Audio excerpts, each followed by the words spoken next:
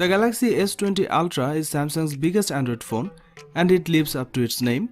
It is the first Samsung phone with a 120Hz display which is designed to deliver smoother motion when you are scrolling and especially playing games.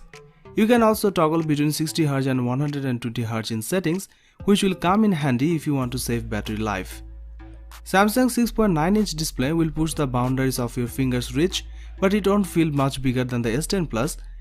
Its width is actually a little smaller than the 6.8-inch Note 10 Plus and 6.7-inch Galaxy S10 5G. It's just that the Galaxy S20 Ultra is noticeably taller, not wider, expanding to a 20:9 aspect ratio. You can still grip it with one hand and shove it in a deep enough jeans pocket. The Samsung Galaxy S20 Ultra is made of glass and aluminium and it is protected by Corning Gorilla Glass 6.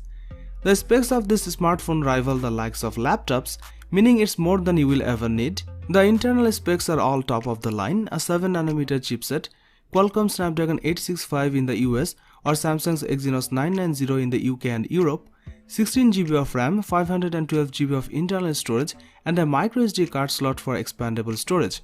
The app's performance are silky smooth.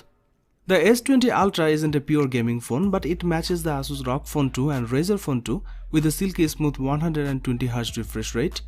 The S20 Ultra has a 108MP 1.8 aperture main camera, a 48MP 3.5 aperture telephoto camera and a 12MP 2.2 aperture ultra-wide camera.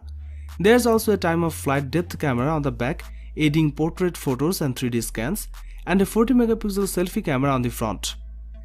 It's Samsung's biggest camera sensor upgrade since the Galaxy S7 and S7 Edge. The main 108MP camera delivers great quality pictures with stunning details. The camera performed well in almost every light condition. The telephoto lens is capable of 10x lossless zoom and a crazy 100x space zoom. Pictures from the selfie camera delivers great dynamic range and quality. The Samsung Galaxy S20 Ultra camera introduces 8K resolution video recording and steady stabilization. 8K is going to allow you to crop and edit video without sacrificing quality, while the 4K will give you more frame rate and zoom options. Samsung's super fast charging returns on the S20 Ultra, up to 45W with an optional charger and 25W with the charger included in the box. It also supports 15W fast wireless charging. Samsung equipped this phone with a massive 5000 mAh battery, which is the biggest in a Galaxy S series device. Samsung Galaxy S20 has a lot of potential. Samsung promised something amazing will happen in 2020, and here it is.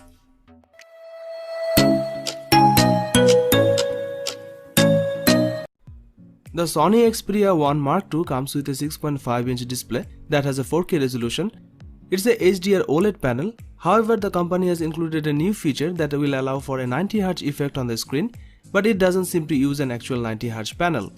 Sony's latest flagship phone features a 3.5mm headphone jack on the top edge.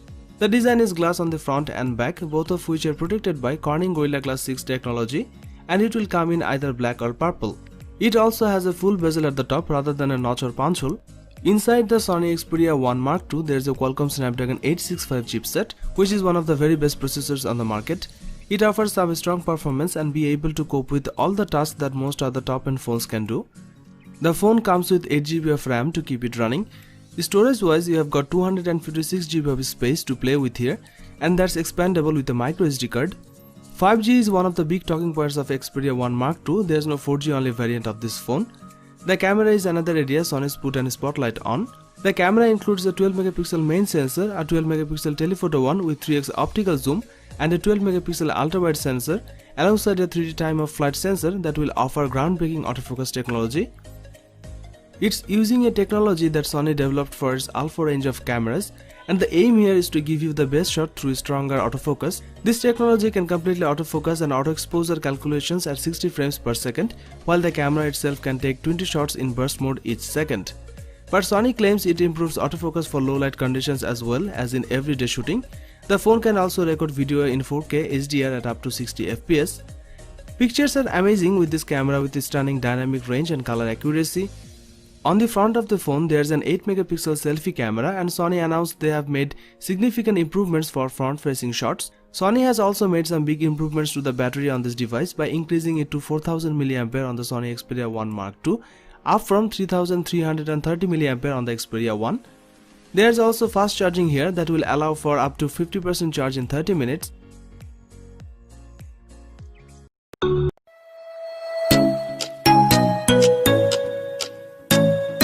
The P40 Pro features a quad curve overflow display with curved glass at all four edges.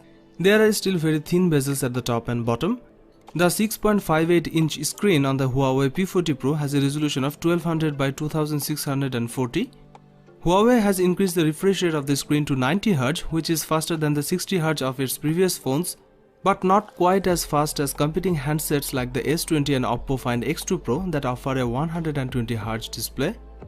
The Huawei P40 Pro is powered by the same Kirin 9905G chipset that we have seen in the Mate 30 Pro 5G and Huawei's folding phone, the Mate XS. This is based on 7nm manufacturing technology and is plenty fast enough to keep up with the latest flagship phones. The processor is teamed up with 8GB of RAM and also currently the only high-end chipset with integrated 5G, meaning it will work well with the dedicated 5G networks of the future as well as with the current hybrid LTE/5G networks. If there's one thing that has made Huawei's P series phones stand out from the crowd, it's the camera tech. The P20 and P30 handsets raised the bar when it came to the mobile photography, and Huawei is looking to raise it higher again with the P40 Pro.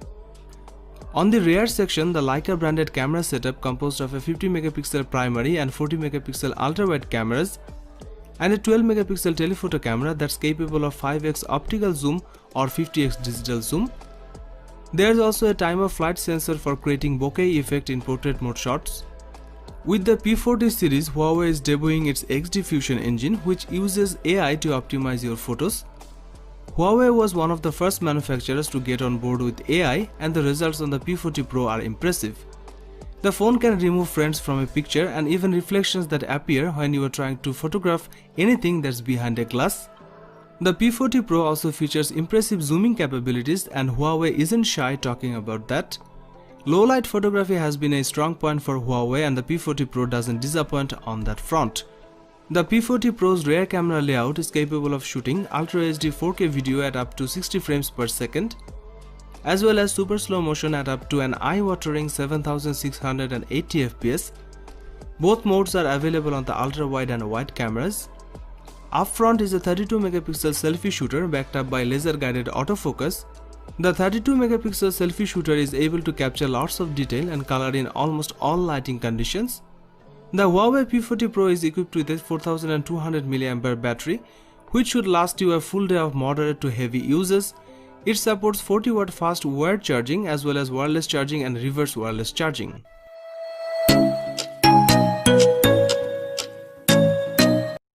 OnePlus has added the best display it's ever made on the 8 Pro, and the Chinese company says it's the best screen you will see on a phone for 2020. It is a 6.78-inch fluid display with a 120Hz refresh rate, HDR10+ support and QHD resolution. The OnePlus 8 Pro features a circular punch-hole camera cutout in the top left corner of the screen. The OnePlus 8 Pro is the first handset from the brand to carry an official IP rating, which means it's officially protected against dust and water. The phone features Qualcomm's top-of-the-line Snapdragon 865 chipset, which comes with Qualcomm's X55 5G modem to enable super-fast internet speeds where 5G is available. The OnePlus 8 Pro packs 4 rear cameras, including a 48MP main camera with an 1.78 aperture. There's also a 8MP telephoto camera with a 3x optical zoom and ultra-wide 48MP camera with a 119° field of view and a dedicated 5MP color filter camera that lets you apply artistic filters as you are shooting. The OnePlus 8 Pro's main 48MP camera and wide-angle shooter take sharp and vibrant shots, especially in outdoor lighting. The dynamic range and color accuracy is great. In addition to that, the camera's 3x lossless zoom can take pictures without losing detail. It can also digitally zoom up to 30x, but the photo quality really degrades at this level. The camera can also shoot 4K video and has optical image stabilization. On the front, there is a single 16MP selfie camera which delivers stunning quality. Overall, the OnePlus 8 Pro cameras are a big improvement over the camera setups found on the 7 Pro and 7T Pro. The OnePlus 8 Pro comes with a sizable 4510 mAh battery, which is the biggest OnePlus has ever put in a handset. The OnePlus 8 Pro could comfortably last a day on a single charge with typical uses including gaming, video playback, social media, messaging, video calls and photography.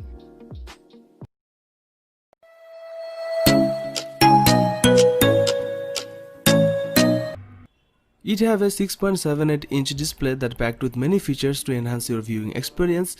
It has a Ultra HD resolution with 10-bit color, a variable 120Hz refresh rate and a 240Hz touch input rate. There is also Oppo's Ultra Vision Engine chipset which can automatically upgrade 60fps video to 120fps to fit the screen rate. These features combine to deliver a screen that's vibrant and which should display content beautifully. There's no 3.5mm headphone jack here, so fans of wired headphones will be disappointed. The phone is IP68 protected though, so it's safe from dust and water to a high degree. There's plenty of reason to believe the Oppo Find X2 Pro will be a processing powerhouse. It's got the top-end Snapdragon 865 chipset and 12GB of RAM. The Snapdragon chipset endows the Find X2 Pro with super fast 5G connectivity as it has a 5G modem built-in. Oppo told us there won't be a 4G only X2 handset. The Oppo Find X2 Pro has 3 rear cameras, 2 of which are 48MP sensors, the main camera and an ultra-wide snapper, while the third is a 13MP telephoto snapper. This shooter has the same lens as the zoom module of the Oppo Reno 10X Zoom, so it supports 5x optical, 10x hybrid and 60x digital zoom. There are a few interesting features Oppo has included, such as the phone's ability to capture raw images.